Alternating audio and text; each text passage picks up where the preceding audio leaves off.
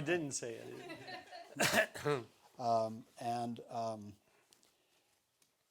I want to, well, I'll wait till we start to say what I'm about to say.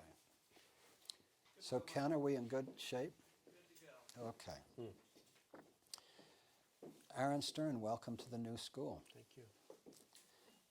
Aaron, you are the president and founder of the Academy for the Love of Learning in New Mexico. You are a musician, teacher, and internationally recognized consultant on learning. We were brought together by our mutual friend Jennifer Stoll, who's sitting here, directs the retreat site at Commonweal, and has been a very formative senior staff person here at Commonweal, bringing a depth of experiential knowing about invisible realms to our work for a long time.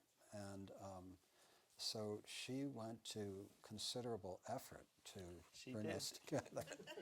So we just want to thank Jennifer for that. Persistent. Hallelujah. Yeah. And we had a chance to talk for an hour. We'd never met before, just before we began this conversation. And I must say that I'd done some research on your work, but I began to feel how important this conversation is for me. And I think one of the places I'd start, just about why it's important to me, is it's very interesting to me because we both share secular and spiritual interests. But a lot of the language that you use to describe the work of the Academy is deliberately secular language. Yeah. And you mentioned while we were talking about one of the spiritual educational systems, and you said that you felt that a limitation of it was that it didn't address the secular. And I find that a fascinating and important decision of yours, that the language of this center, which is really about the awakening of the human spirit, the language is deliberately secular in its, at least in some of its framing. Would you start there as an observation? Your thoughts? Well, well, I went to many different places during the little pause there, and a couple of things I'd like to say. As I mentioned in our earlier conversation, my dear friend Matthew Fox, and I know you're a fan of his work, likes to say that religion is to spirituality what education is to learning. And so I'll say it again, religion is to spirituality what education is to learning. And I'm so interested in learning, and learning will set us free. And there's nothing more secular than learning. We all do it. I always think of a kid, a baby in the hand, and the child is just watching the hand. What is it? It's wonder. And there's just no way to capture the flag around wonder. There's no religion that can own wonder. And so there's something about the secularity of learning that is so liberating and open and belongs to all of us. We don't have to do anything to have it. We just are it. So I think that was a very important reason for that. And then in my experience with many different systems of spiritual systems, let's say religions or cosmologies or what have you, people's relationship to the system can be very tight. And so the transmission to children, so I'm even thinking of these magnificent things like Waldorf education. If the teachers are holding it like this, religiously, the transmission is not the transmission of freedom or liberation. And liberation and freedom really are what I'm interested in. So I think I was walking a very careful line, and I wanted to continue to walk that line and take a stand for freedom.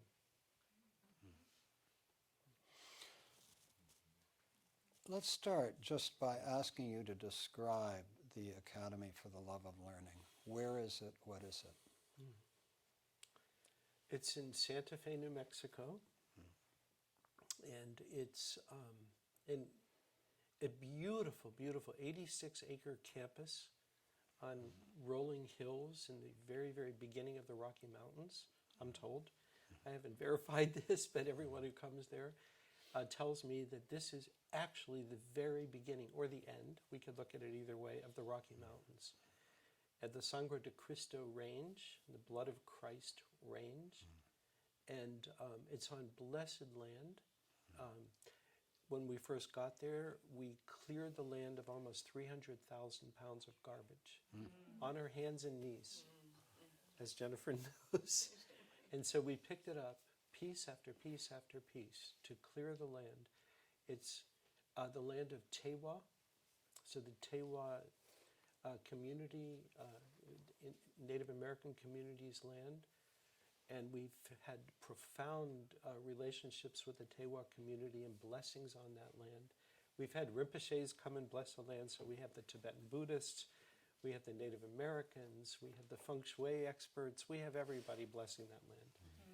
And through the process of many years of reclaiming that land, we've restored it into a spiritually vibrant, as Matt Fox likes to call it, a post-religious place.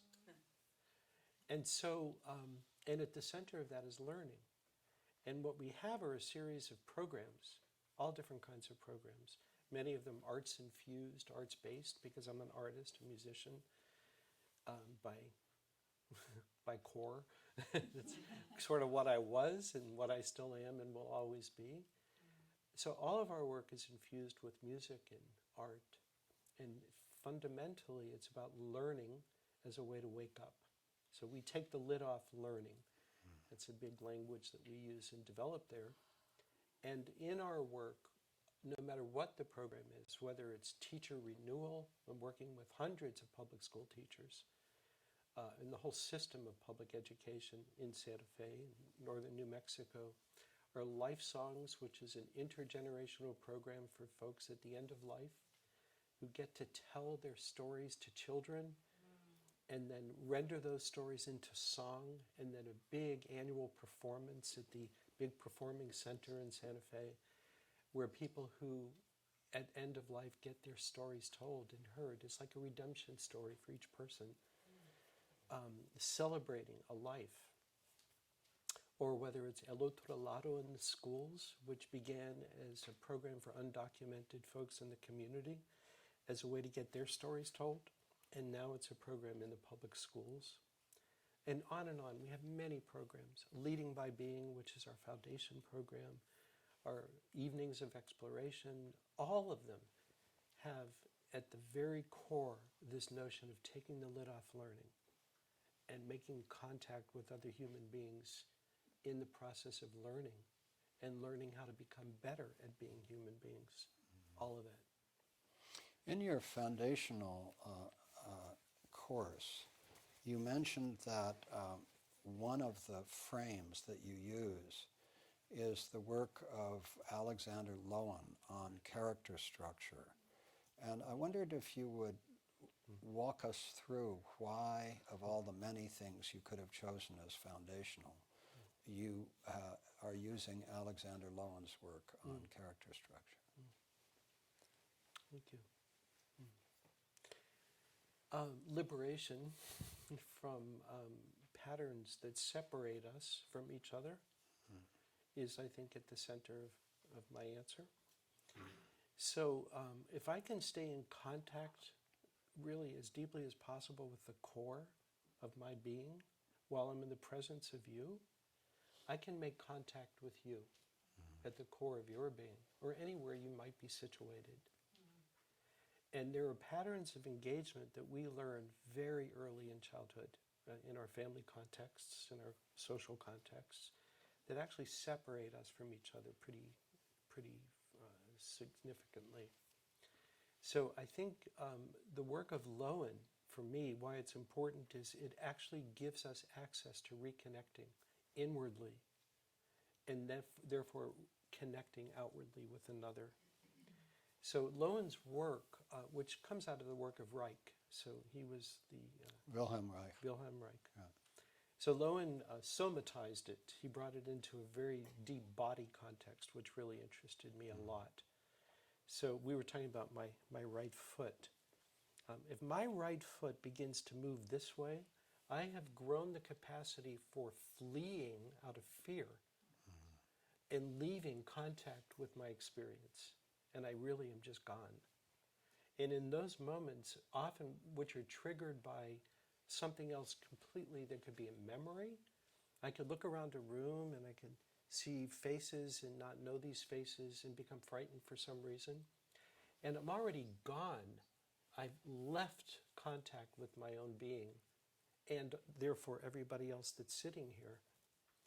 And it really often could be just a transference or a counter-transference, to use psychological language. It could be something that really is from the past and not from the present.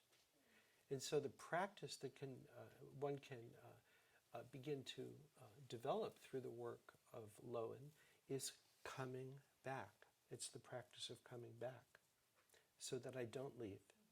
And I can actually negotiate what it means to stay. I can say, Michael, I have to move my chair back a little bit, or I need a little bit of water, or I need to make contact with the folks in this room. I see friendly faces.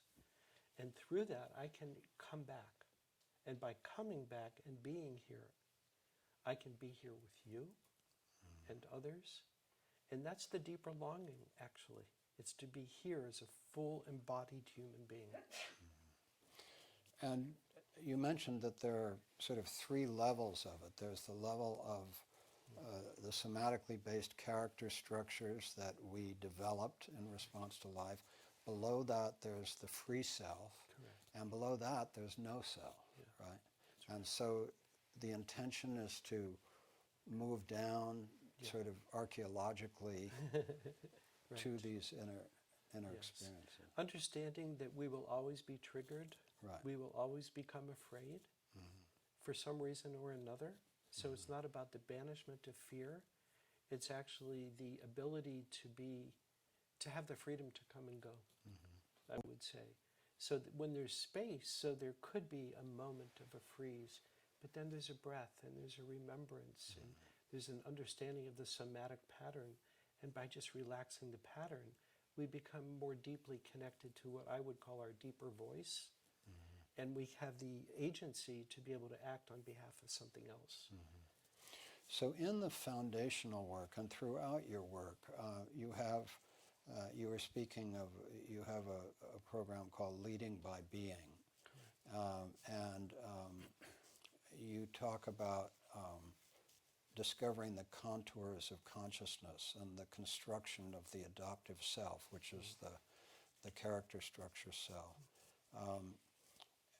And you said beautifully to me that that the goal of the freedom you seek is about space, and it's about not being identified with the structures. And then Jennifer Stoll, our friend, spoke of an early program that she was in with you, which was about, the focus was what is yours to do, which I love. I mean, that's, sort of a foundational question. And Jennifer spoke of a woman who was in the program who was having panic attacks. Right. And that you did an extended piece of work with her, which Jennifer said was perhaps the most beautiful piece of work she's ever seen done with anyone, in which you helped her to come back into her body and to reestablish herself with the kind of ease you're describing. Do you remember that well enough to speak of it? I do remember it. Yeah. I remember how we ended up staying later, Uh-huh. which is always a boundary issue, Right. you know. Yeah, yeah. And it's yes, I do. I do remember it, and I remember other kinds of work, similar kinds of work. That may be too private a question given boundaries. That's too. just exactly what I was Exactly. sorting. All right, Yeah. all right. But I can say that freedom, you know, we're always going to come across that moment Right. of leaving.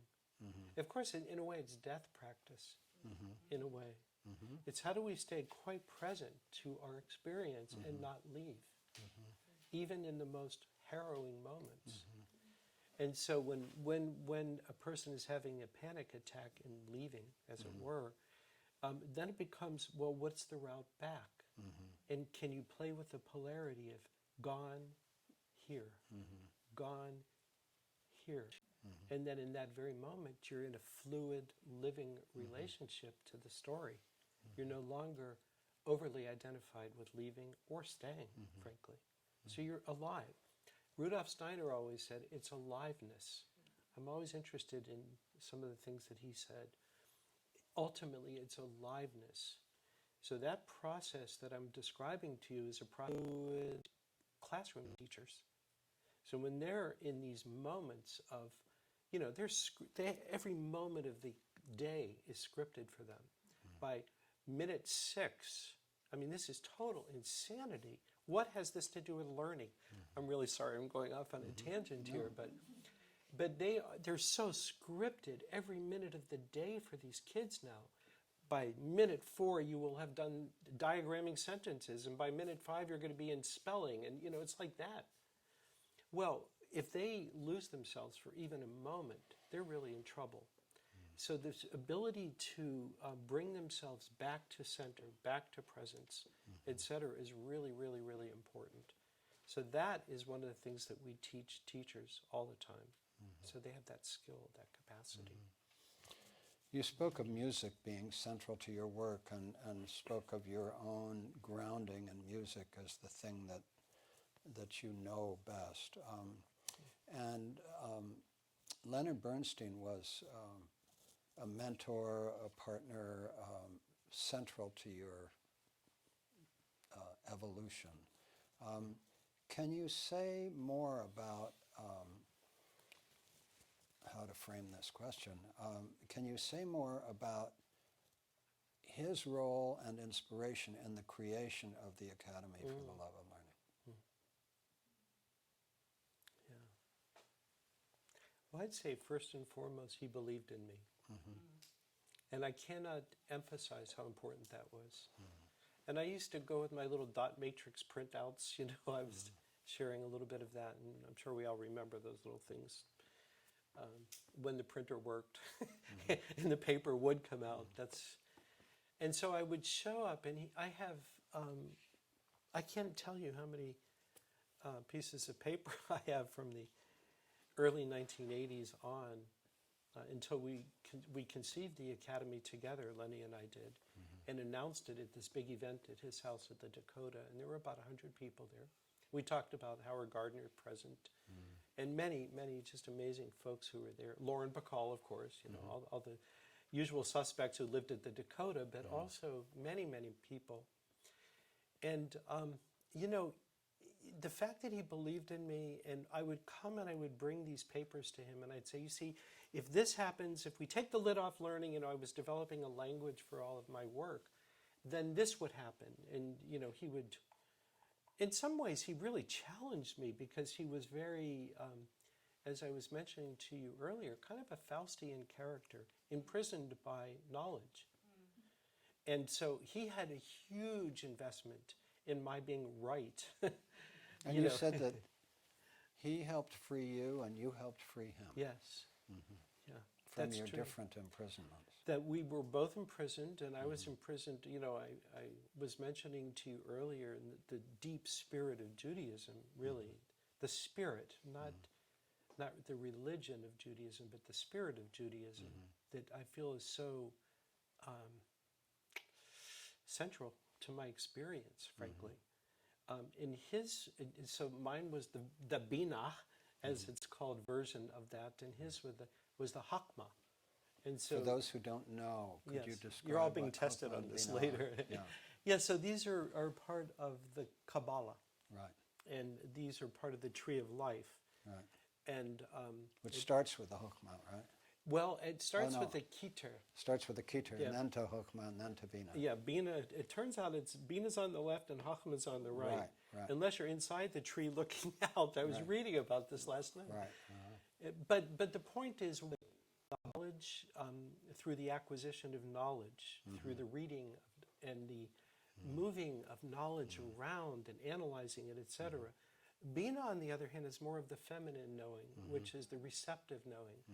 And Lenny used to say, I've never been able to verify this, but there are two verbs, and I believe one is Latin and one is Greek. I can't trace this back, and Cliff, you may know this. But one is scire, which I know is accurate, which comes out of which comes science, scissors, breaking things apart, and that's the kind of knowledge that Lenny was really good at. But then the other one, it comes, I believe it comes out of the verb saper, sapore, and that means like sap in a tree, the life-giving fluid that informs the limbs. That would be me. And so we were scire and sapore. I even wrote a rap song. There are at least two ways to know scire.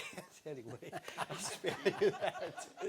I wrote that for The Wrinkle in Time, those of you who know that charming, wonderful book. I wrote a whole show about that, but anyway.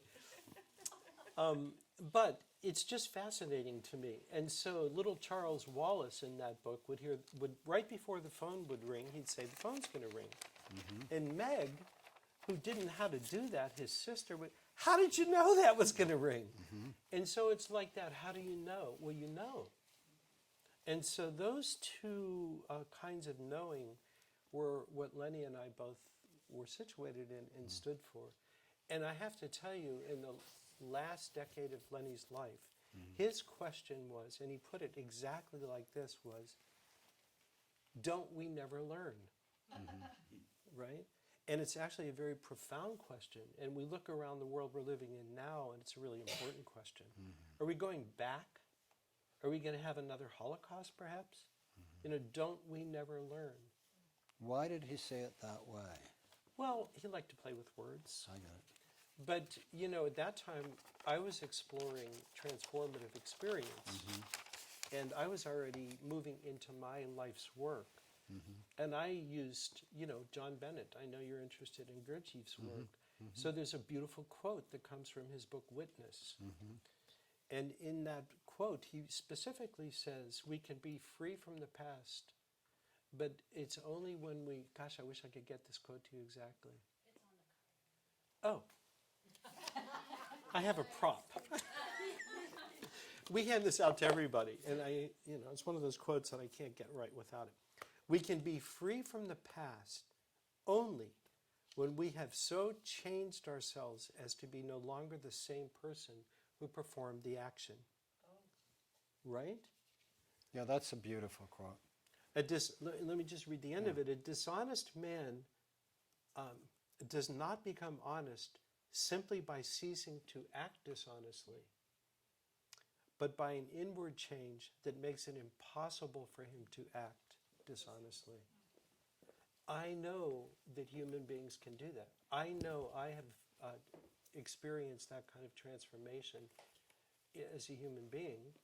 And so I extrapolate from that we can experience that kind of transformation as human beings collectively. So can you say more about what experience led you to know that for yourself? Wow. Or set of experiences? What was the journey into that transformation? Well, it's a really intimate question. Yes. Actually. You didn't tell me you were going to ask questions like this. Well, you know,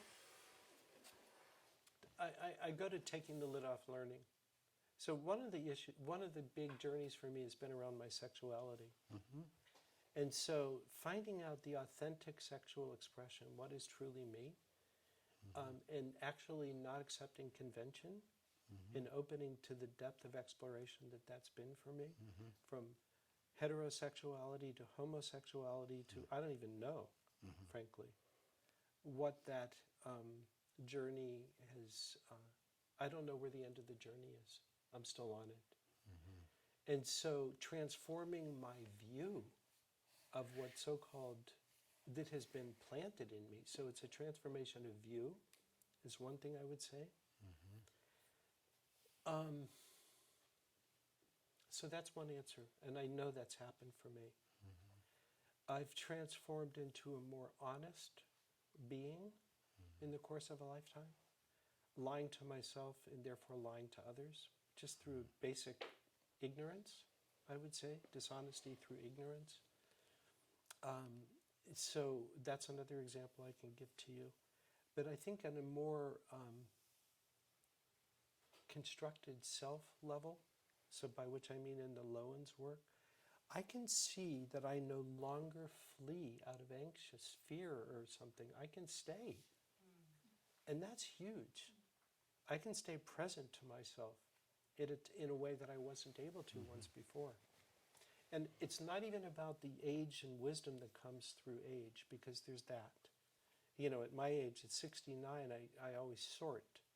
You know, is this just the natural course of life? You know, I've just become riper, that kind of thing. So I think there's that, but there's also, this was 30 years ago when I learned this little trick with my right foot. I learned how to stay. I learned how to regulate emotion. Now that is a really important thing, which is something we can learn to do and we can be trained to do. But choosing that and choosing is another point of transformation for me. That's a choice point. It's not just about regulation and knowing the mechanics of it. It's actually using awareness to recognize a moment and making a choice. And I want to add another thing to that. As a man, as a white man, walking around this world with profound privilege in the face in New Mexico, where there are folks who they're undocumented, they don't even have the right to be, and also the Native American communities with whom I've developed these beautiful relationships. I've had to learn about white privilege. I've had to learn about the endowment of privilege that I just sit inside of. That's a lifelong unraveling. So those are transformational moments. I am not a person who walks around ignorant to that anymore. I am awake to it. And there's so much more about it that I'm not awake to, that it's a journey that continues. But I feel I'm safer in the world for other people as a result of that. Where were you born and raised? I was born in Pittsburgh, Squirrel Hill to be precise, and lived there until I was 8, and then I moved to North Miami Beach, Florida. And what kind of family did you grow up in?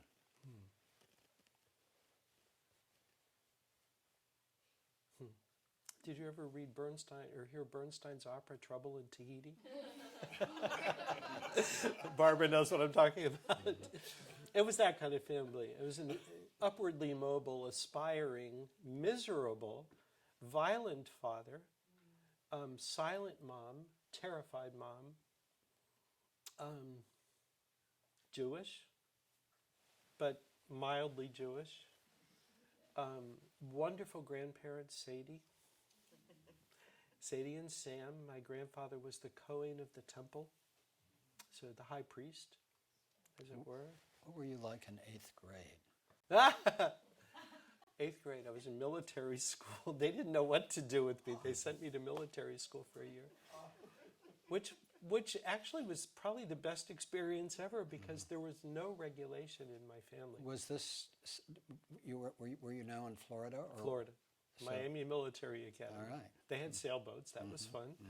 Horses. You know, it was mildly military school. But it was regimented, and there was no regimentation in my family. There was no consistent discipline. And so that consistency was really important to me. It taught me a lot. The only real consistent discipline I had came out of myself as a music student, because I would sit there playing. I had a piano in my bedroom, and I would just practice. Practicing what? Oh. Then, Mozart, Bach, Beethoven, early Beethoven sonatas, Chopin, Haydn sonatas. On the piano? On the piano. And did you go to high school in Florida? I did. And what were you like as a senior in high school? Oh. I couldn't wait to get out of there. There were a lot of... Was it a public school? Public school. It was a mixed experience. I was passionately interested in knowledge, and I felt completely missed. I felt like nobody saw me. I didn't feel seen. And then there was always the problem at the end of the year was Beat Up the Jews Day in Miami. So it was a big, problem, because what do? Do I sneak out the back way, or, So it was a pretty challenging experience. And I had a brother, so it comes back to the family who passed away at that time of leukemia. So it was another part of the family story. So I was drawn very deeply into adulthood in a way, meeting the challenges of a pretty dysfunctional family, and then the loss of a sibling, and parents who really couldn't recover from that. So it was a lot of family stuff pulling me in. But honestly, as a student, music was great. I loved choir. And I was the assistant accompanist for the choir, so I liked that. But the rest of it was challenging. It was really scary, frankly, alienating. And what was your sense of yourself at that point? Who did you experience yourself as being? Essentially good. I had a really clear sense of being essentially good. Had you discovered any parts of your sexuality at that point? I was really confused. You were confused. Very confused. Yeah. So I was living a conventional sexuality, but also aware that there was something else knocking on the door. I went so far as to getting married when I was 23, having children. I have five grandchildren. Five. I had to think for a minute. Wow. So I've led a very complex life, or rich life, complex in the best sense of that. I felt like that was a big question for me. I was interested, but it was so impossible. Right. There were no images of anything other than convention. And this, again, is Miami, which is, it's the South, big time. It's like, Alabama, but only it's Miami. Did you go to college right after high school? I did. Where did you go? The University of Miami. And what was that like? Well, it was really interesting because I studied music, and they have a good music school there. Actually, I began even as a high school kid studying with Phil Spitali, and we all know Phil Spitali and his all-girls band. And he was a conductor, so I would study conducting, and so I was experimenting and studying, of course, piano always.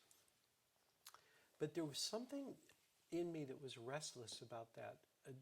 It didn't feel like a complete life to me only to dwell in music. And so there was this restlessness, and which I talked a lot with Bernstein about later in life, that restlessness. But college for me was, it was very big, and it was very, I felt, again, really alone. I felt alone in my suffering, alone in my confusions. I had nowhere to go or anyone to talk to. One of the most vivid memories I have, positive experiences in my childhood, was Dr. Jaffe. He was the family doctor. His wife, whose name is escaping me right now, Mrs. Jaffe, we'll call her, who said, "Do you like opera?" And I said, "I don't know." But I mean, I would hear music and burst into tears. I just was so moved by it. And she sat down with me, Lucille, that's her name. And she said, I'm going to take you through an opera. And so we sat down together and listened to La Boheme. And then Madame Butterfly. And it was like one after. And she took me through the libretto. I still even remember the 33 and a third records that were inside those little thick boxes. And I will never forget that somebody, I'm going to cry, somebody cared enough to actually meet me and find out who I was and what I loved. It contrasted with a father who just didn't know what to make of me. I didn't like baseball. You know, I had all the things that he didn't know what to do about. And I would hear music and I would cry. And he would just say, "Are you going to cry again?" He would just do that. Like a girl. It was lovely. So, I mean, I laugh now because I've worked through a lot of it. And I forgive him. You know, I could see he was a product of his own upbringing in times. What did you do after college? Where did you go from there? Well, I took a little pause and moved to Chicago pretty early on. I met a woman, a young girl, young woman. She was actually older than I, frankly. Come to think of it, 7 years older than I. I was going to go to graduate school, and I was going to go in education. I had decided that was what I wanted to do. And I was flying through Chicago, and I met her at the airport, and I remember still, she was just sitting on the floor.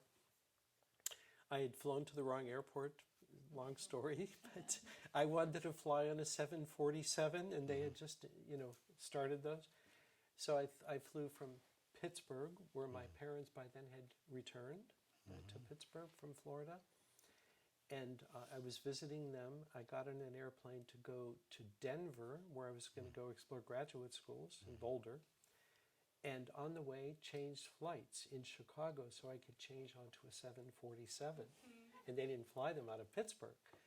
So inadvertently, I had flown into the wrong airport in Chicago. I went to this tiny little airport called Midway. I know it well. You know it well.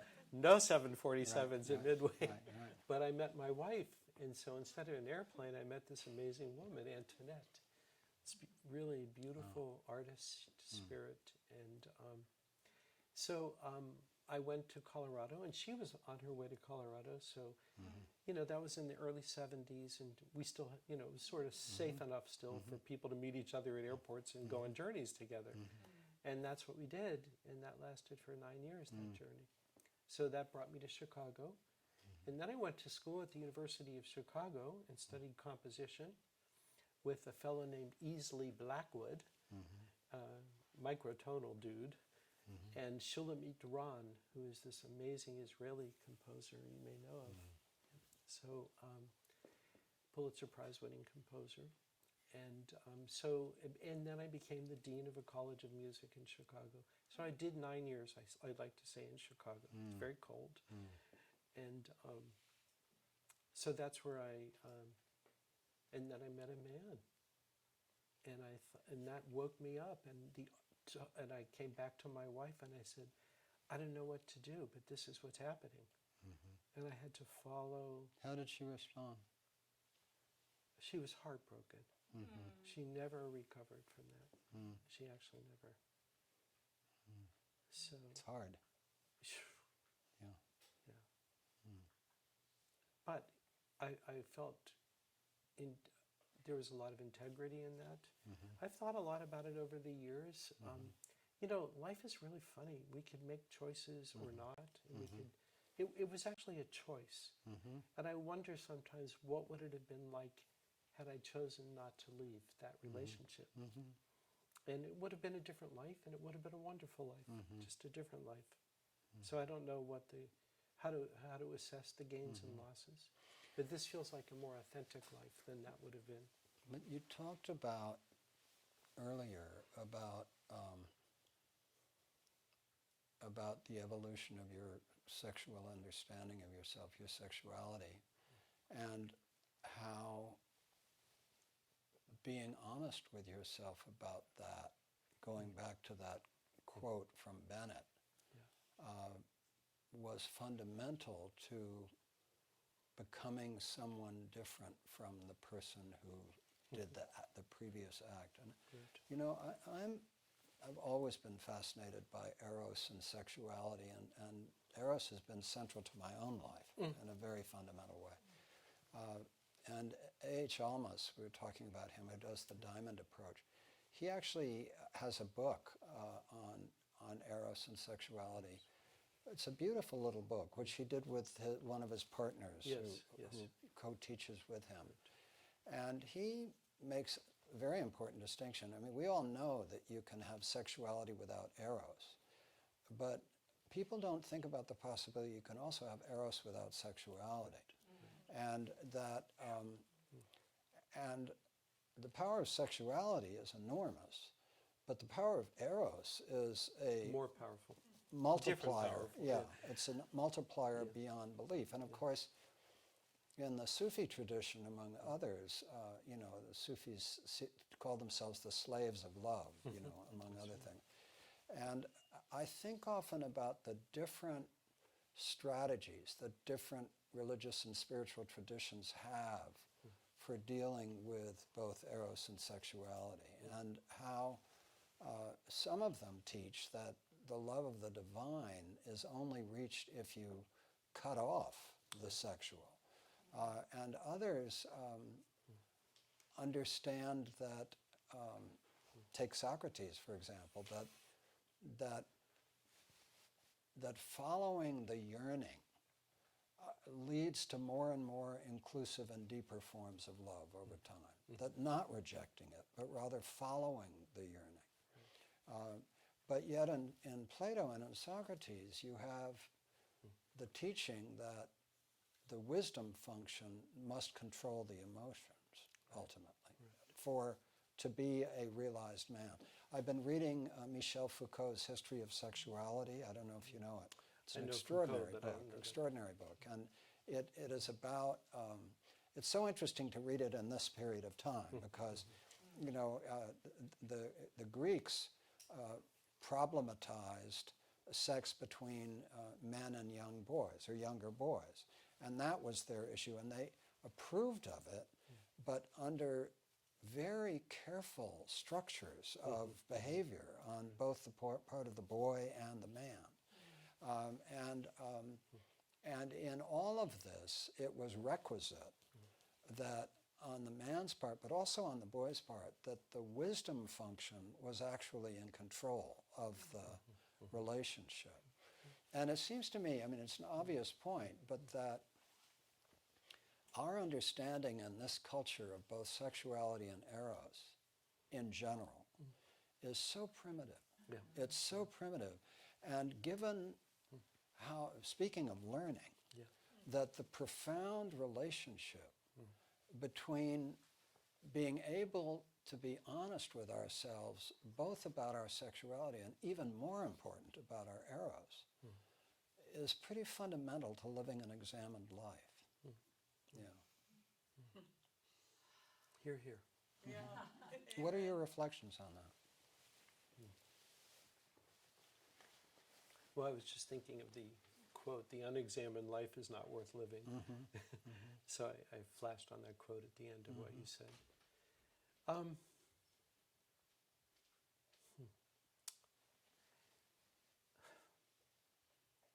I go to Bernstein. You what? I go to Bernstein Yeah. right now. Say more.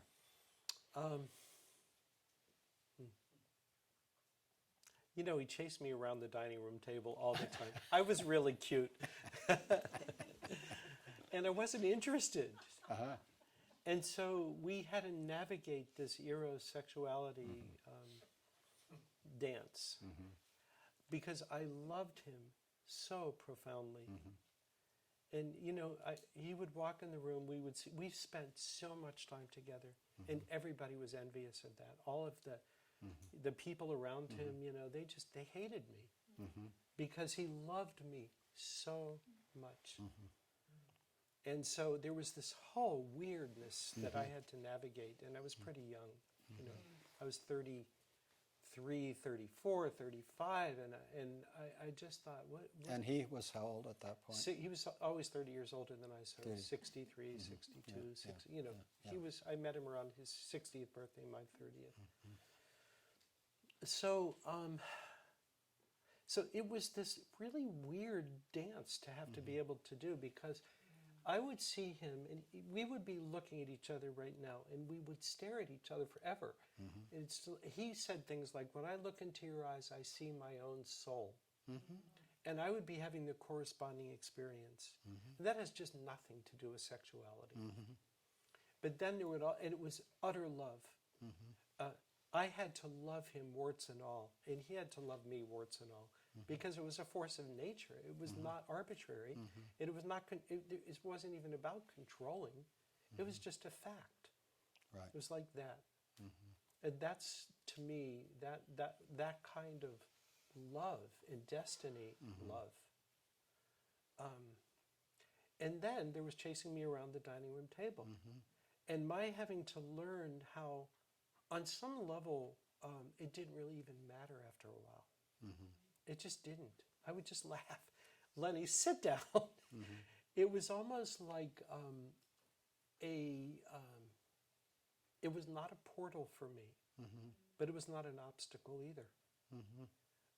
Because the other love was so much bigger. It was so much more pervasive, all-encompassing, and undeniable. And so I think I learned so much about love through him. He taught me how to love. In that, had it not been for him, I wouldn't have experienced that kind of love. And I miss him all the time. May I ask, did you ever become lovers? No. No. No. It was not. Do you know that beautiful quote, "It is the obstructed brook that sings"? Yes. Exactly. I do. Yeah. Yeah, I think the great loves are often obstructed. Yeah. I think it's, Jung talked about this. It's interesting. It's often because when a love is realized, actually, do you know James Hillman's work? I do. Yeah. James Hillman talks about all of us as boarding houses. Right. And that each of us contains a whole multiple set of selves. Right. He says there's some that come out during the day and play by the rules. Right. There's some that come out at night and play by different rules, and there are others that never come out of their rooms at all. Right. And so when two people get together and consummate a love, Yes. they've presented a few of their denizens of their boarding houses at the beginning, but over time they get to know the whole set. Megillah. Yeah. And so what happens to that intense, in the best of cases, erotic as well as sexual love, but certainly erotic love, is that it gets stretched and stretched to be able to encompass. And very often it reaches a point at which it really cannot encompass. And because the archetype that we each represented for the other gets lost in all the subpersonalities and so forth. Whereas in the case of the obstructed brook, one works with a relationship that really is a reflection of the divine through the archetypes. Yeah. And of course, what the mistake people make is a category mistake, that when they see the divine through their beloved, they think that the beloved actually is the divine. Yeah. Well, in a certain way, the beloved is the divine. But if they can have the consciousness to recognize that the beloved, this archetype with whom one is in love, allows one to see the divine without making the category mistake of assuming that this incarnation is. And that, to me, is the equivalent of taking the lid off learning. Yes. Exactly. Yeah. Exactly. So it's an authentic experience of love Exactly. that is Exactly. uncategorizable, Exactly. if that's a word. Yeah. I feel to just tell you, the first time I met Bernstein was literally on my honeymoon in 1971 at the world premiere of his Mass at the Kennedy Center. And I by hook or by crook, I won't even tell you the story of how my wife and I got tickets. But we drove up in our little 1970 orange Volkswagen Beetle, parked near the Kennedy Center, and came walking in our wedding clothes, because that's where we went up. We went from Pittsburgh to Washington for our honeymoon. And Bernstein, when the performance was over, my wife said, "You have to go meet him." And I said, "I'm not really interested in meeting him." And she kept saying, "You have to go meet him. He's been so important to you." And then she said, "He has to meet you." I'll never forget that. And I just thought, oh, yeah, I think that's probably true. So we wended our way back there, and we found our way to him. And I'll never forget, he saw us coming. And, I didn't know about his sexuality. I didn't know anything about him. I knew about his young people's concerts, and I knew about his first symphony in particular, his Jeremiah Symphony, which to me is I just listened to it 1,000 times when I was a kid. For some weird reason, I used to feel like I understood his musical decisions so well that I would have made the same ones. Or I could see how he did that, and I wouldn't have done it that way. But I just knew it so well. I knew his soul. And so I knew him through his music. And in a way, I just thought, that's enough. I don't really need to meet him. But I went and met him, and he saw us coming, and he looked across at us, and I'll never forget, he had a cigarette in his hand and a scotch, which could have been any time with Bernstein, because that's always what he had in his hands, as Barbara knows. But he looked at me, and as we approached him, he said, "Do I know you?" And I said, "No, I was 20, not quite 23. I became 23 in November. It was in September 5th or 6th, something like that, in 1971. And he said, "Are you sure?" And he had, in his classic kind of posture, had his hands over my shoulders. And he's looking at me like this, and I was a little unnerving. And he said, "Well, I don't know who you are, but I know that I love you." Those were his first words ever to me. And he just, Did he remember you when you met again? No, it's a good question. He had no recollection. It was the scotch. However, I'll tell you, after that little engagement with me in him, and my wife is sort of sitting there like looking at the future. The handwriting was on the wall. But afterwards, he said, "Come with me." And he took me in one arm and my wife in his other arm. And we wended our way through the bowels of the Kennedy Center, came up through this doorway, I can't tell you exactly where we were, into this room. And it was the gala opening celebration of the Kennedy Center. And he said to his then manager, Schuyler Chapin by name, who then became he was married to a Steinway. He was the head of Steinway, and then he became the New York City cultural Michigas, the big maven for New York City.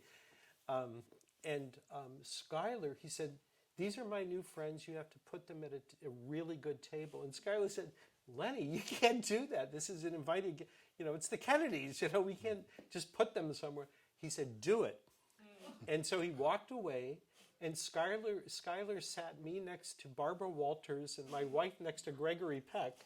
I'm telling you, this is exactly what happened. And that's how we spent our honeymoon evening. So, and then Lenny waved, and we waved, and that was the end of Lenny for me until 7.5 years later when I re-met him. At this party in Upper New York. On 99th and West End Avenue, Philip Ramey, a composer, a friend of mine. And basically, I was the dean of the Conservatory of Music in Chicago by then, experimenting with all kinds of ideas, including the flip side of this little piece of paper, this learning practice. I'd already begun working with that with music students. And I was going to New York, and I had an appointment at the Ford Foundation to talk about my work and to look for support. And when I was leaving, a man called, leaving Chicago, the head of our doctoral program, a theorist and a composer of sorts, named Enrique Arias, who's no longer on the planet, a Panamanian fellow, who introduced me to all kinds of Panamanian, like Rocky Cordero, these Panamanian composers, really interesting musicians. But he said, when you're in New York, look up this fellow, Philip Ramey. He's the program annotator for the New York Philharmonic, and he knows everybody in music. and he'll get you to the right people to meet.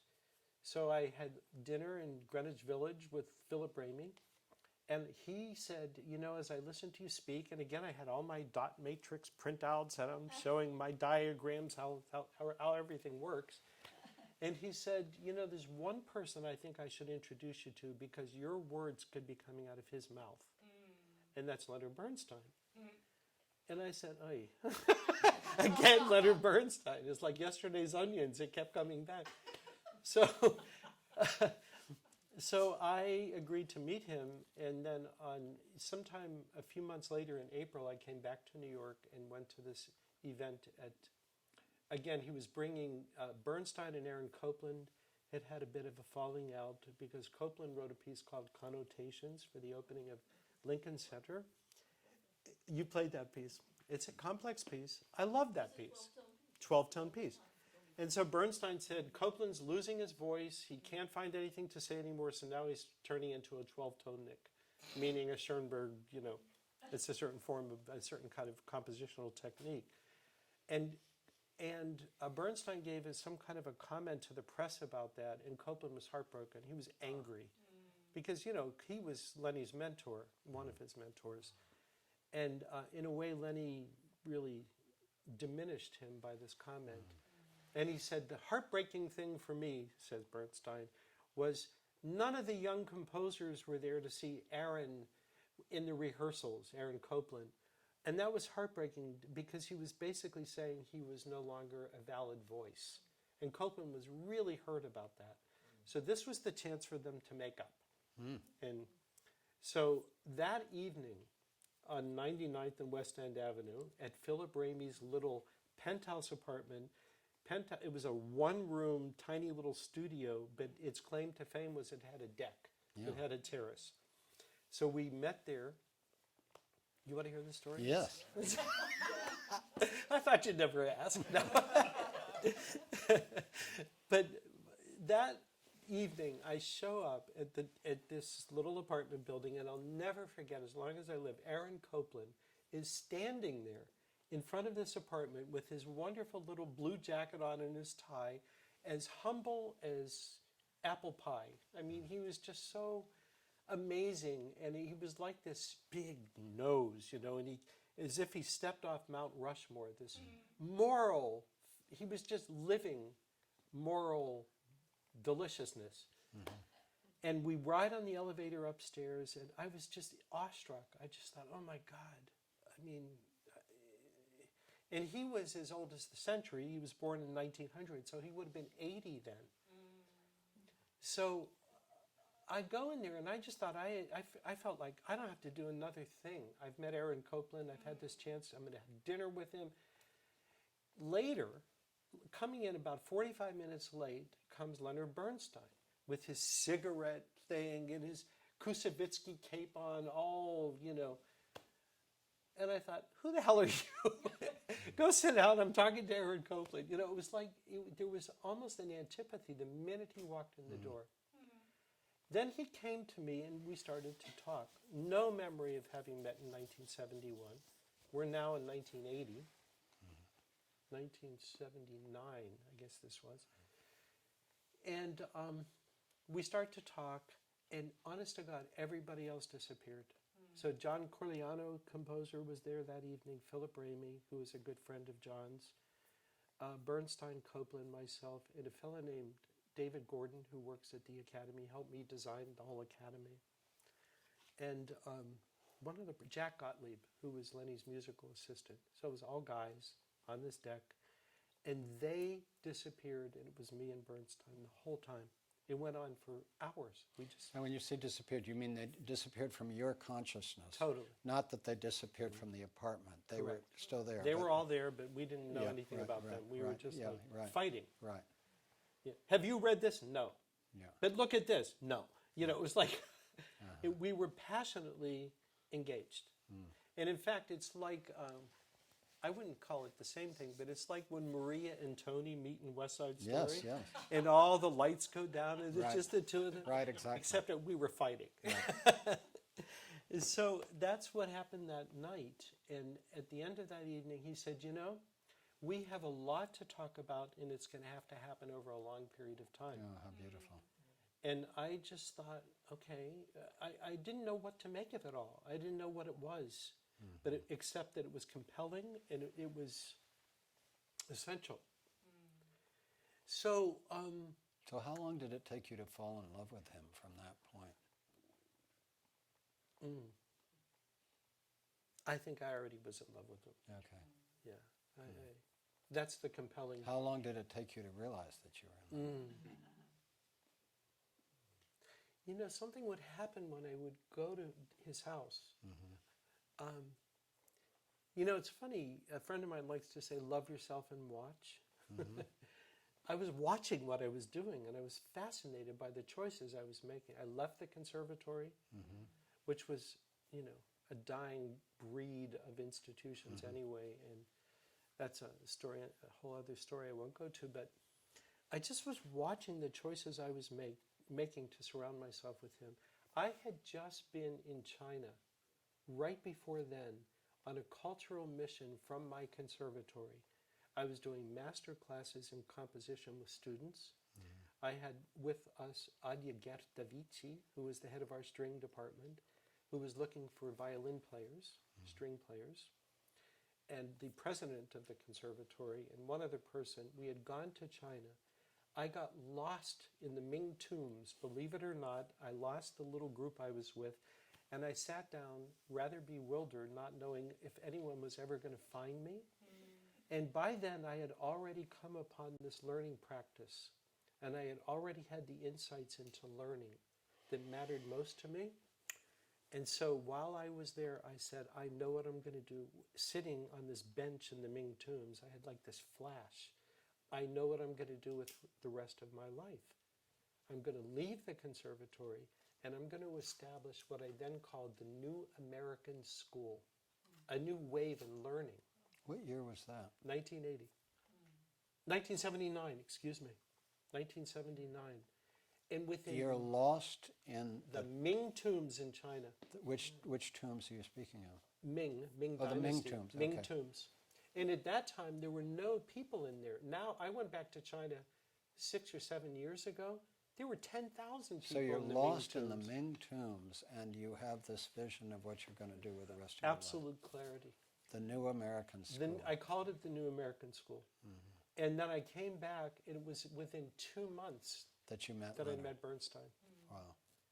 So since you referenced this, I hate to this because what we're talking about is so juicy, but let's at least, you pointed to this, and I'll ask Ken Adams to take this and make it, you know, put it in the video. But you have this little card called Academy Learning Practice. I'm going to try to describe it. And it has, on the left-hand side, it has an arrow pointing downward that goes from existing theory to application. And my understanding is that that's how you see Didactic the learning. didactic learning. The dominant Right. learning process. In And our actually, culture. why don't I let you talk us through this? So, how does that didactic learning relate to the circular learning that you describe on this card? Well, I can give you a really good example and how I came upon this really. And, Yeah. and it was while being the dean of the conservatory. And, you know, a conservatory of music, in many respects, is a conserver of tradition and history. And as a person who is just an avid improviser and who knows myself through the discovering of something I haven't yet heard, I'm really interested in the not yet heard. Now, so that's my orientation, and that's what excites me, and that's what brings me to the edge of the seat. So, as the dean of the conservatory, I was on all of the audition committees for new students coming into the college. Inner city Chicago. And so it's a bachelor's, master's, and doctoral program at this college. So it's a full-service institution. So we would have these two groups of students that would come to the conservatory. Let's put them over here on my right side, would be these students who could play major and minor scales and arpeggios at 300 miles an hour. You know, they were just flawless, well schooled, technically excellent, proficient, and frankly, musically somewhat dead. There was not a vitality, there was nothing compelling to me about these musicians. But they were flawless. And by the books, they would be the ones to bring into a conservatory. On the other hand, we would have these other students who would come who were garage band musicians who did not, and they were mostly inner city Spanish kids and black kids, African American kids, who had very little opportunity for any kind of practice and lessons or anything like that. They were, you know, economically challenged and didn't have these opportunities, but they were passionate music makers. So they would come in, and instead of doing what these kids would do, they would just do what they did in their garage bands. And they would do things like bum ba da da dum bum bum ba da da da da da da da da da. And I would think, how did you get there? And so that began a dialogue about music with them. And through that dialogue, I could introduce them to language that they didn't yet have. So, for example, I could talk about ambiguity. And they might say something like, well, you know, I just really didn't want to do what everyone else does. And I said, well, you know, you actually took us into a whole other direction there. Are you aware? Yeah, that's what I wanted to do. And so that I would be able to talk about key aesthetic principles, which if you think about theory applied, you would read about aesthetic principles and then you would go and try to apply them. These kids were just stumbling upon them, and they were doing it out of their own imaginations and risk-taking, because they didn't even know they were taking risks. They were just kind of breaking the mold. And I could give them a language for what they were already doing. And so I was connecting them from their own discovery mode and their own experiential process to didactic learning. In other words, theoretical frameworks, etc.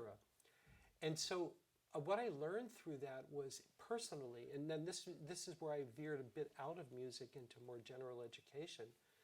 I learned that I believed that the kind of risk-taking that these kids were taking would be probably really important to finding solutions to some of our more intractable problems.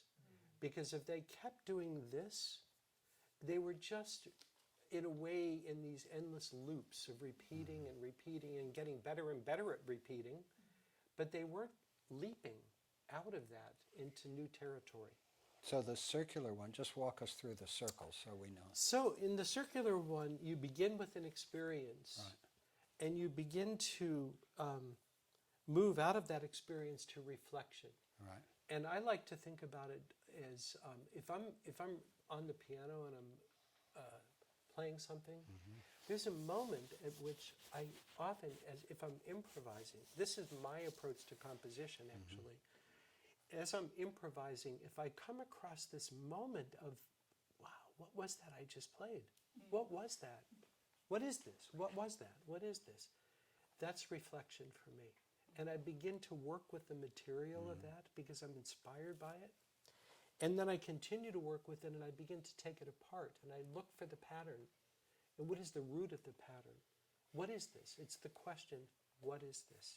Which was Bernstein's last phrase, by the way, as he died. What is this? And then I actually might tiptoe over to the other side and say, wait a minute, didn't Shostakovich do that in his 8th Symphony? Wait a minute. Wait, what is this? Wait a minute. This is derivative. Is this right? So there might be a moment of tiptoeing over to that, to compare notes, and actually ask myself the question, is this just something that's planted in my mind from somewhere else, and is that okay with me, actually? Am I going to do something different with it? But again, I'm awake to history, but I'm actually continuing to stay connected to the feeling I had when that idea came out of me onto the piano.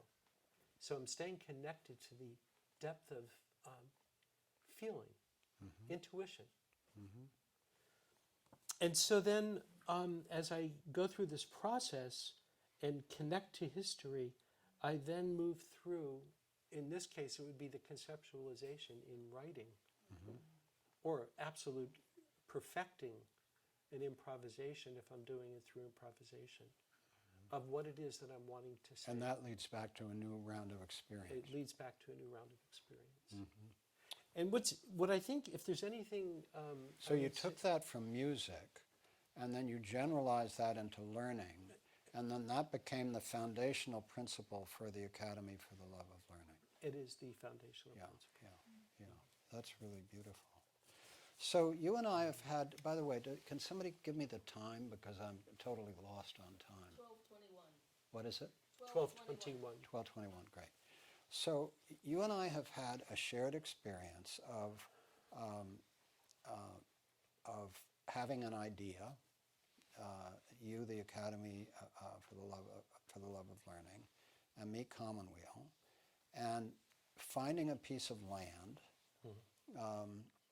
and devoting more or less 40 years of our lives to this. And really, this is what Jennifer was part of the heart of what Jennifer thought we would share in common, was just that we both had this experience.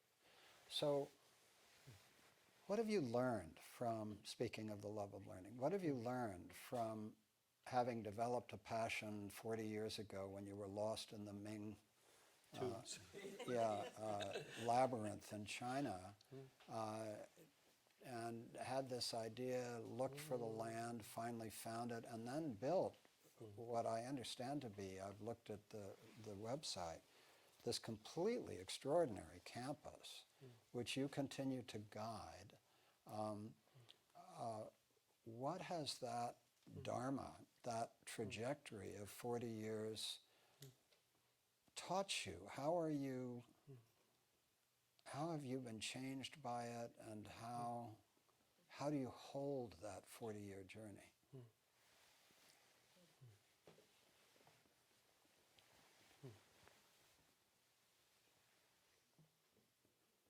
Well, I can tell you one of the key questions that's living in me these days.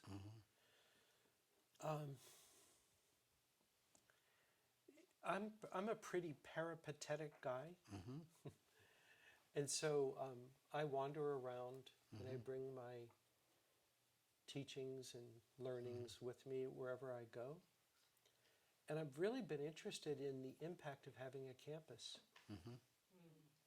And I think about, even though I knew it was the right thing to do as I was doing it, and I was speaking with my dear colleague Jessica, who's in the room here, just on the way here today, about the meaning of that building to people. Because it is the imbuing of the learning spirit in that building. People walk in there and something happens to them that is, it's a mystery. And I'm also aware of the time in history when we move from being wandering peripatetic beings into institutionalized beings. And so my question is, what is the impact of institutionalization on learning? And it's a profound question. Yeah. My way of holding that is because people say to me, well, after you're gone, what's the future of Commonwealth? Well, at an institutional level, I can say we have this remarkable executive director, Ron Schlossberg, who's thinking about the next 40 years, and we work as a team, and I'm not planning to leave soon unless God so directs me. But my sense of lineage is not organizational. Exactly. My sense of lineage is that there is a never-ending supply of human beings who discovered that their mission in life is to be of service in some way. That's a never-ending supply. And it's a very humble lineage. It can be somebody taking care of a disabled child or whatever it is. But there are some of us who just innately find or make meaning in our lives by being useful. Yeah. And so the way I hold Commonweal, I hope it goes on for a long time, as long as it's doing good work. But it does become institutionalized, and it does become bureaucratized, and the impact of the institutionalization and the bureaucratization on learning and on the whole field is profound. Now, in order to exist as a piece of land, as a site, as a campus, that process of institutionalization, at least in our time, is necessary. I mean, nonprofits are a very highly regulated entity right now, so you have to have, all kinds of stuff that surrounds it. But the spirit of learning yearns to be free. And that spirit of learning must exist in some tension with the necessary institutionalizing process. At least that's, how do you hold it?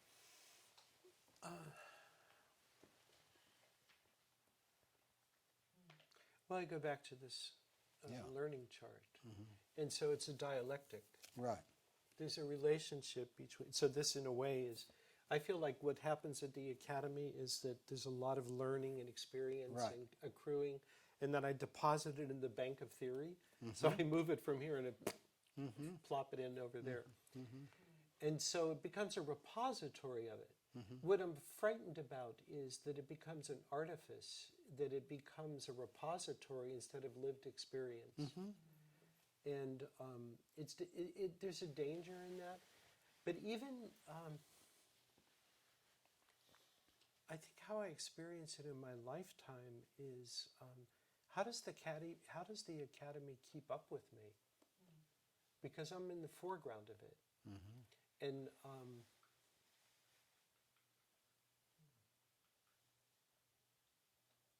I notice it brings me to silence, actually. So I think I'm living the story right now, and I don't know yet. I really don't know yet. In a kind of way, I've let go of what happens with that campus. I feel as though it has a life of its own. And so I don't feel attached to it. I do feel like I'd like to rest there someday. I'd like to maybe be buried there or something, It's also familiar to me. It's like I know every nook and cranny. We just completed a stupa on that campus, this stunningly beautiful, which completes the campus for me. And I have felt it to be incomplete until now. And the stupa has been a 10-year project. And so now that feels complete. And so I feel like there's some ground there that is complete. It's the only word I could use for it. You speak of a stupa, and you've talked about the impact of the Asian traditions on your work, of the Buddhist and Tibetan practices. And you've also spoken of your root in Jewish mysticism, and then there's the decision to frame the work of the academy in secular terms, even as you open to the spirit in all kinds of ways. And this lovely quote about from Matthew Fox about religion is to spirituality as education is to learning. And you speak of taking this circular process of experience leading to reflection, leading to critical inquiry, leading to conceptualization, leading back into experience. And in the critical inquiry phase, taking it back and depositing it in the theory. Bank of theory. In the bank of theory. But the metaphor is interesting because what is deposited by its nature is not the lived, loving experience. Rather, it's the bank of money or cognition or Cognition. scissors or that which can be cut up and dissected and quantified. And you spoke of yourself as peripatetic, and one of the interesting things about the peripatetic philosophers was that it was the lived experience of sharing philosophy that spoke to them. If I remember correctly, I'm not sure, but weren't the peripatetic philosophers among those who distrusted writing because it was going to reduce philosophy to something other than that which is lived and in the moment? Hence, I haven't written a book. I noticed you haven't written a book. Yeah, it's a really big concern of mine.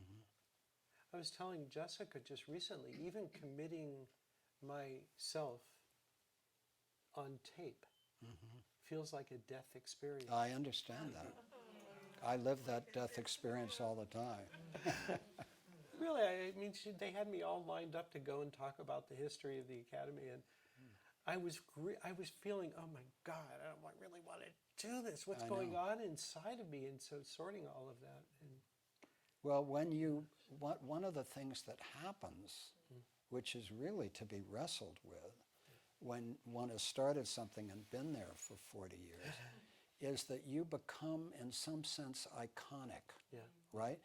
And that icon, by its nature, is very different from who you actually are. absolutely. And in being considered iconic, you face a terrible choice between whether to live in the confines of the iconic image or whether to be alive and break out of it all the time, you know. I have a great Bernstein story for you, if I may. And I don't want to diminish the significance of this moment, but it just reminds me of Tanglewood, where, you know, the Boston Symphony summer home is, and Bernstein was so connected to that, and Kusevitsky and Copeland, and, you know, the whole... So I used to drive up to Tango with him every year, and there was always the Bernstein concert, which happened around his birthday in August every year. And because, you know, he was a feature there, a fixture there. And so one time, it's just an icon moment. One time we get there, and he drove around both in a little Volvo, I think it was, but he also drove around in this Mercedes, this vintage Mercedes convertible. And we would drive up on the Taconic, this particular expressway that we would take to go up there, and I see some nodding heads, some East Coasters here. And his license plate was Maestro 1, right? And so we would drive up in this car that would often break down, by the way. And we'd get up there, and of course, invariably, people are honking and waving to him because it's Tanglewood, and because it says Maestro 1, Right. in case anyone should forget. And so then he starts lamenting and begroaning about, I just can't seem to go anywhere without being recognized. It's so frustrating. And I looked at him and I said, have you thought of changing your license plate? I mean, shut up, you know. And so I was just thinking about that tension of being an icon in a certain kind of way, the attraction to that, which I don't have very much of. I'll be really honest with you. I'm really an introvert. Well, we share that in common. I mean, if you spend time around Commonweal, I have zero interest in being an icon, and I deflect it in every way.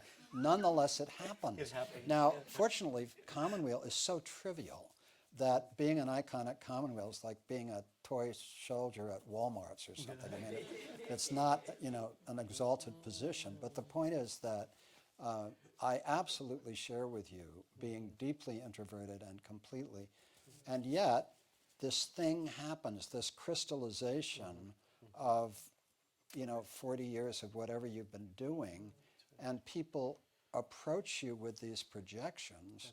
And the question is, what do you do with the projections? And what I do is deflect them, but still, it's a phenomenon that happens with what we've been describing. Well, I find that I have to receive them. I can't deflect them. Okay. And I think if I deflect them, they become bigger, actually. Oh, really? So, I mean, not always, but I have found that. And so, in a way, I receive them, and it's an acknowledgement that I feel is justified, and I feel is nurturing in a certain kind of way. Wow. However, I can't make them into anything bigger than a simple acknowledgement. How And in a interesting. way, it helps me know I'm on track, frankly. It helps you. Know that I'm on track, and that the Oh, work how is having meaning, and it's... Well, I'll have to think about that because I don't do that. Yeah. But maybe it's something I can learn. Jennifer, you've been listening to this and you brought us together. So as we come to the end of this conversation, what would you add, or what comes to you that you would be willing to share?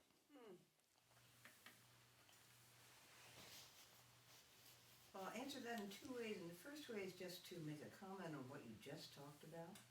Projections, becoming an icon, deflecting or receiving. Both are valid ways. But I feel that in the receiving, there is also an honoring of the other person who's projecting on you. And therefore, your own capacity to acknowledge then allows them to be received, right? And relax. And relax. And then ultimately, at its best, then learn, the essence of learning, that is possible, and then they can take it back once it's received. Because the projection was born within, and you can't project what you haven't already conceived within yourself, right?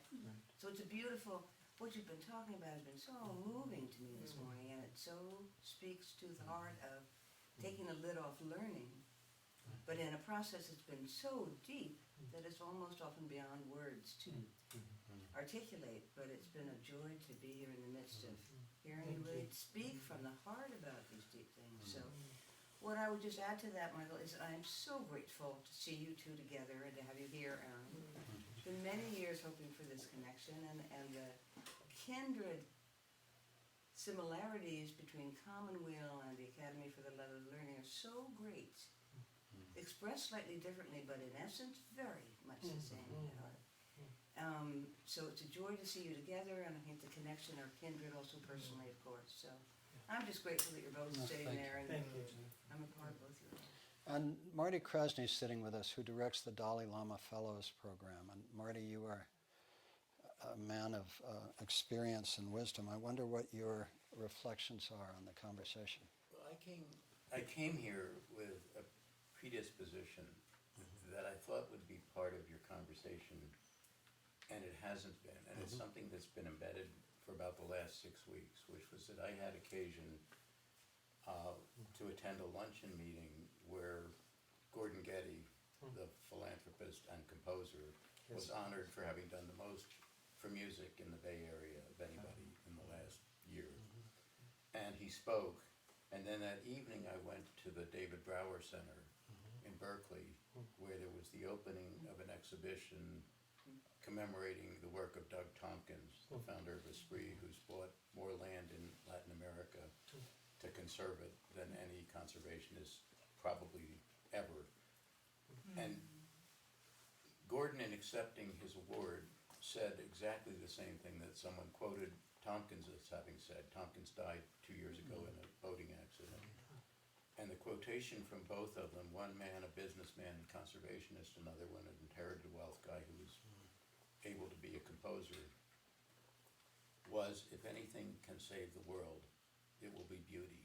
And I don't think, despite your background in music and despite all the things that I've experienced with you, Michael, I think you may have said beauty when you referenced the stupa, but I haven't heard the word beauty at all in this conversation, and yet I know it's a big part of both of your lives, the aesthetic of these places, and I've been to the Academy, and I'd be interested in your observations about that quotation. Now, what a great line, and let me reference that Dostoevsky said, beauty is the salvation of the world, or beauty will save the world. So that line has a resonance that goes back.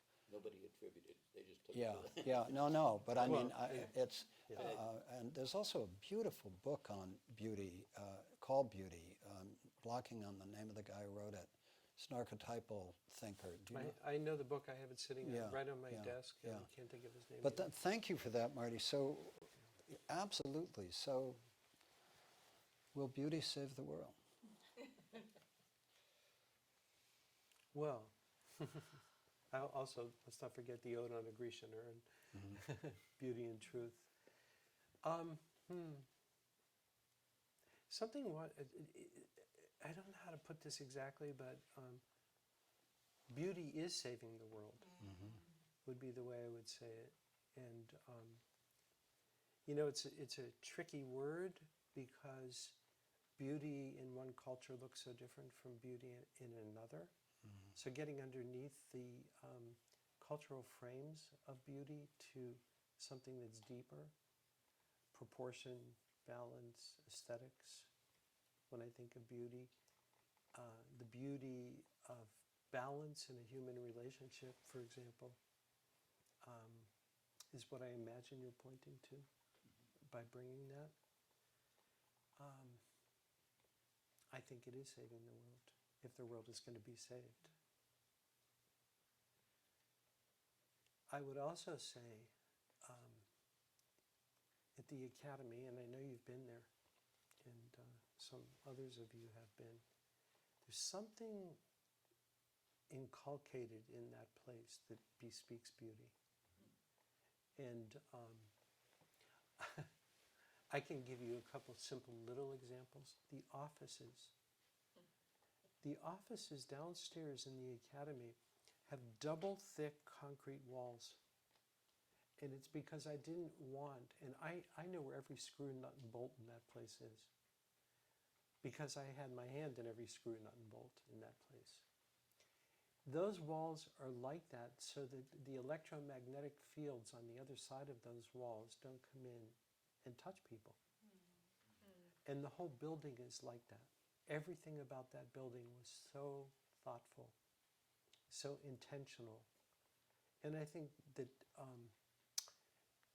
Trungpa wrote a book called Shambhala, The Path of the Sacred Warrior, and he talks about drala.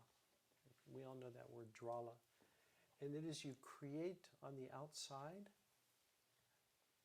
through the aesthetic, through beauty, the world of order that you want to have inside.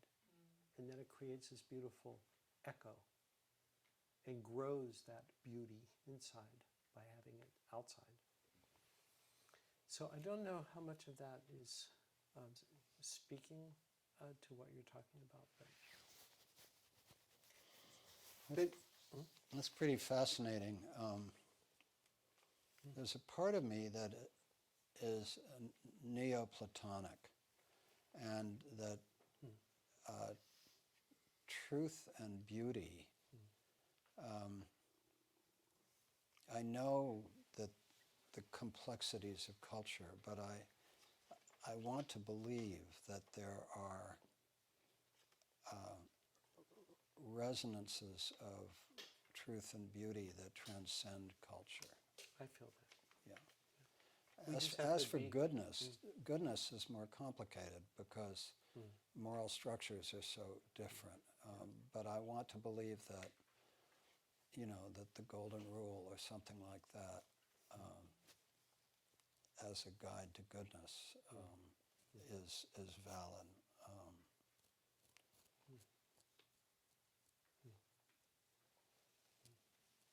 Michael, I'd like to just add something Yeah. that comes out of a musical paradigm that Yeah. comes to my mind, because it relates to goodness and behavior, actually. Yeah. I think that one of the key moments in my life was in Carnegie Hall listening to a performance of Mahler's Second Symphony, his Resurrection Symphony. And, it's this profound vision of sister and brotherhood, human beings coming together and being able to be together in harmony, in such beauty, and the very definition of beauty for me. And at the end of this performance, and it was in the 80s, early 80s, I would say, people all stood up, and we were all inside the numinous experience of that symphony and the ending of that symphony and the resurrection that happens in that symphony. And we were all partaking in the beauty and the joy and the grace that was present. Bernstein conducting. And when it was over, the lights began to come up after all of the curtain calls, and the clapping stopped. People turned toward each other, and the pushing and the shoving began. To get to the taxi line on a rainy night in New York. And the discrepancy between the beauty that we experienced at the end of that symphony and the human behavior that followed it became the impetus for my devotion to the creation of the Academy. It came out of that and wanting to bridge that gap. And, you know, will we ever behave beautifully? More and more so. I thought you were going to say that people turned to each other and hugged. You would have thought. You would have hoped. But that gap is painful and produces enormous suffering, and it's impossible. But yet, that's the work, isn't it? It's to take that inspiration and that human, I mean, we did that. That symphony happened. It was there. It was real. It was right there. But if we don't enact the beauty, we're not moving, we're not evolving, we're not growing into our potential. Aaron Stern, president and founder of the Academy for the Love of Learning, musician, teacher. I am so touched by our conversation. I feel I have so much to learn from you. And I am just very grateful for this encounter. Thank you for being here. Thank you, Michael. Same. And thank you all for showing up. There's a little sign-up sheet if you want to sign up, or you can go to the Commonwealth website and click on the new school and get the emails that tell you when things will be up on the website. We have about 300 conversations up on the website at this point, video and audio. So thank you all for coming. One other thing, your contributions and donations make this possible. So there's a little wooden box right outside the door, and if you can put the equivalent of a Starbucks coffee in it or something like that, we'd be grateful, or anything. Time for a couple questions? Yeah, we can do a few. Sure. Oh, all right, since I asked. Yeah. So many things, but I wanted to comment about this beautiful quote by John Bennett. Yeah. And what resonates very deeply with me, I wanted to get your Yes. sense of this as a professional musician. As you know, I'm a professional musician. So I relate this very much to the idea of practice. Yeah. And I think both meditation practice and music practice. When I think of conscious practice, Yes. I'm a cellist, you're a pianist. Yeah. When you become aware, you have a moment of awareness about something that you're doing as a musician. Yes. Let's say somebody tells you, you rush at the end of the phrase and you don't really understand it, and then one moment you have the experience of becoming the person who is now aware, I'm rushing at the end of the phrase. Once you have that experience, you become a different player. Right. And you can no longer do that because you That's have that exactly right. awareness. And so I love the quote, it's not that you're going to not act dishonestly, but you become a different person and you can't act that way. It's like, why would I Right. rush? So it's that moment of awareness. Yeah. In practice, it makes you a different musician. And then, of course, repeating the new pattern Right. with the awareness, with the same consciousness, which also is part of your Part of circular the circle. practice Thank and learning. you, Barbara. So I've thought a lot about, conscious practicing, the awareness, the analysis, the alteration of Yeah. the way of doing it, and then the repetition of the new, aware, more aware way of becoming a different player. Yeah. And that's how, if we're learning in this method, rather than the teacher saying, this is what you do and you copy it, which is the really didactic, but not creative and not really embodied way of practicing. So I completely agree, and I often tell the story. I won't tell it now, but of Margaret Nichols, my piano teacher, who said to me, well, I guess I'm telling a little of the story. Are you aware that in the I remember the Beethoven sonata I was playing, Opus 2, number 1, to be specific. So it was an early time in my life. That one. And she said, "Are you aware that you just modulated into the wrong key and that you've been playing in the wrong key for the last 3 or 4 minutes?" And then I said, "Well." Sort of, but I did get back. She said, "Yes, you did. You got back to the right key." And I said, I was young. And basically she just said to me, "Well, is that okay with you?" And I said, "No." And she said, "Would you like to learn how to do it differently?" And I said, "Okay." And so, because I was, I said there are like 200,000 notes in this piece, and so I modulated into but I did find, it's like that. So she said, "Do you know how to fix that?" And I said, "Well, not exactly." And she said, "Well," and you know this very well, this is the practice part, but it's also the catching yourself in the mistake part. And she said, "You actually have to slow it down so much that right before you hit a C sharp instead of an E flat, you actually your mind has to tell your finger to play the other note, and then you're going to hear it differently, and then you do that 2 or 3 or 4 times until you right? But the thing that was so interesting about it for me is that she said, you just want to express yourself. And so you're actually blinding yourself to the error in favor of the depth of expression. It's the Eros love conversation in a way. Yeah. Right? And so she said, you just want so much to express yourself. And she said, so now you'll hear it differently, and you'll actually express really what the elegance or the beauty is that's in that sonata correctly. And it'll have a very different meaning to you. So it completely changed my life. And I was 12 years old. You asked what I was doing around that age. That was what I was doing. And that changed my life, and it actually became the foundation of my understanding of awareness and the meaning of awareness and how it works in a certain way. And I also wanted to make one quick comment about Yeah.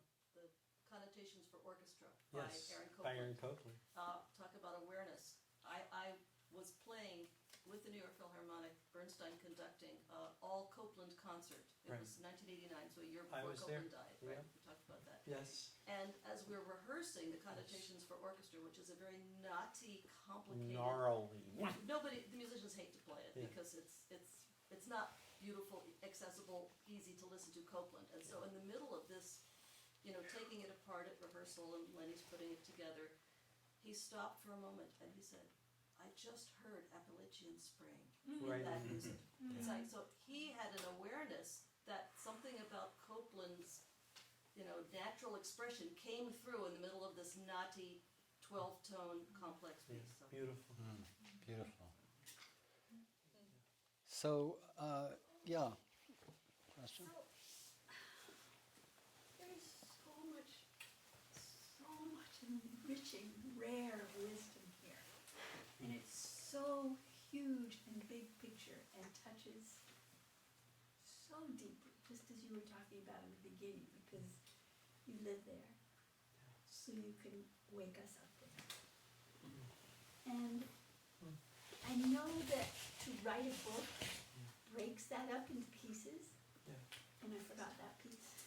And how do I get that piece? And how do I make it whole again? But would you please try? I mean, I think that I'm like one of the luckiest people on the planet that I got to be here today. But somebody said something about duty,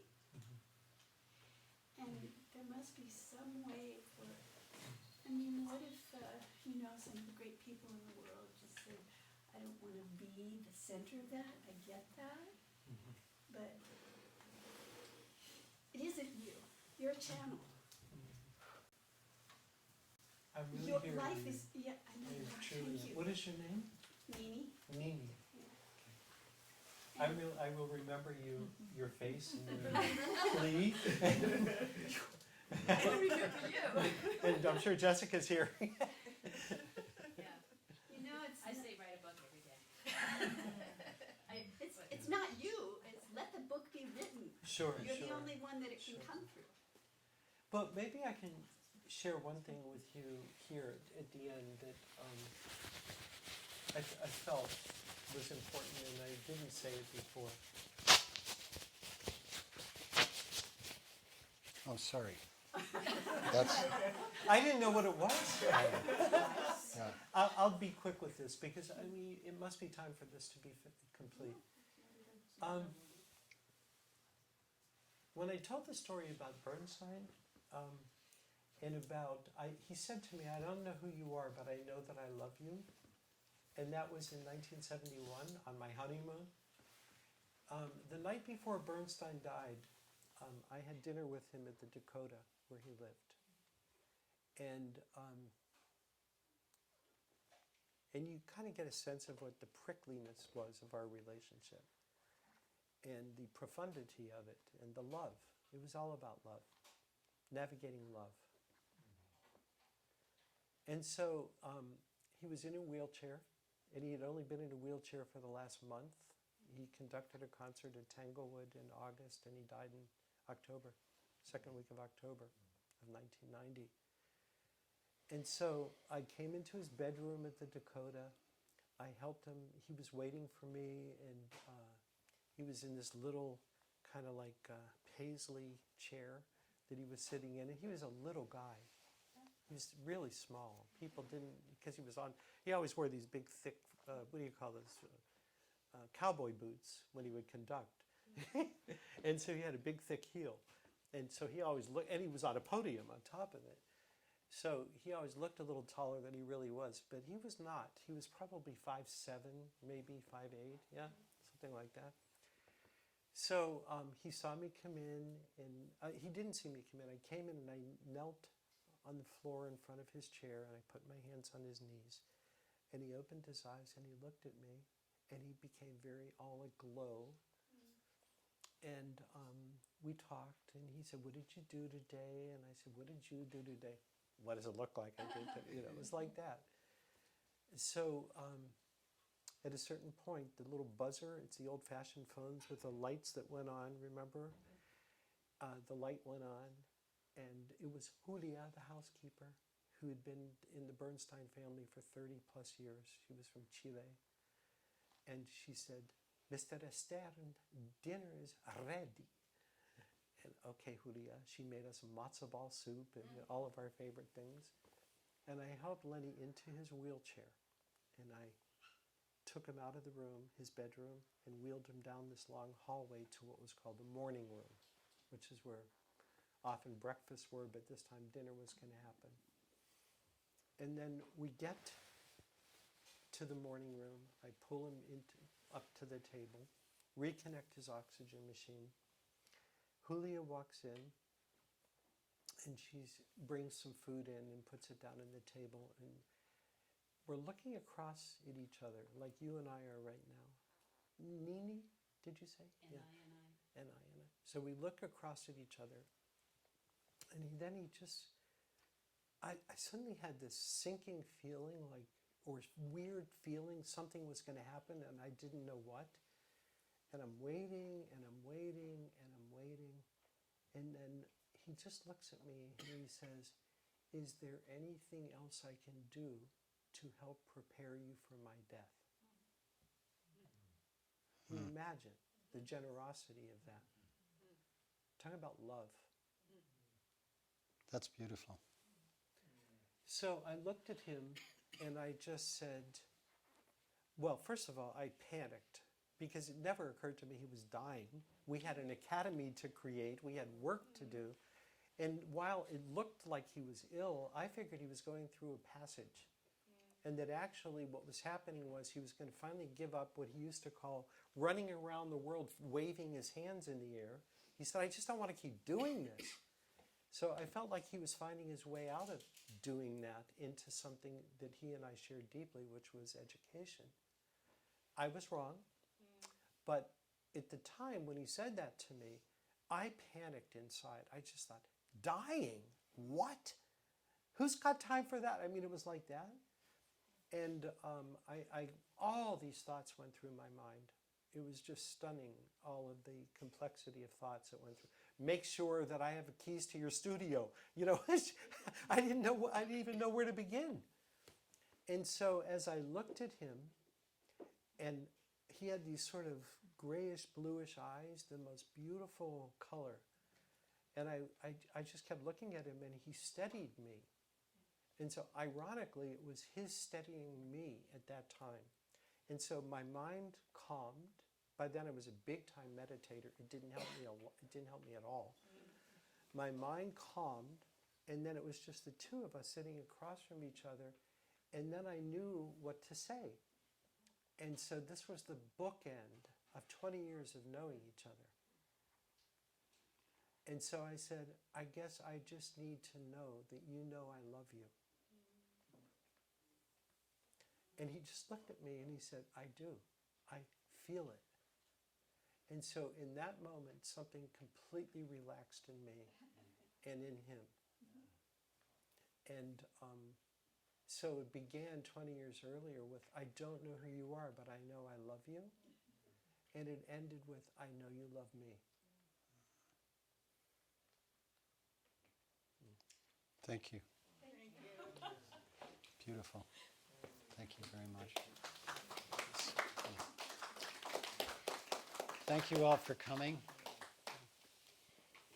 Welcome to Commonweal. If it's your first time, come back.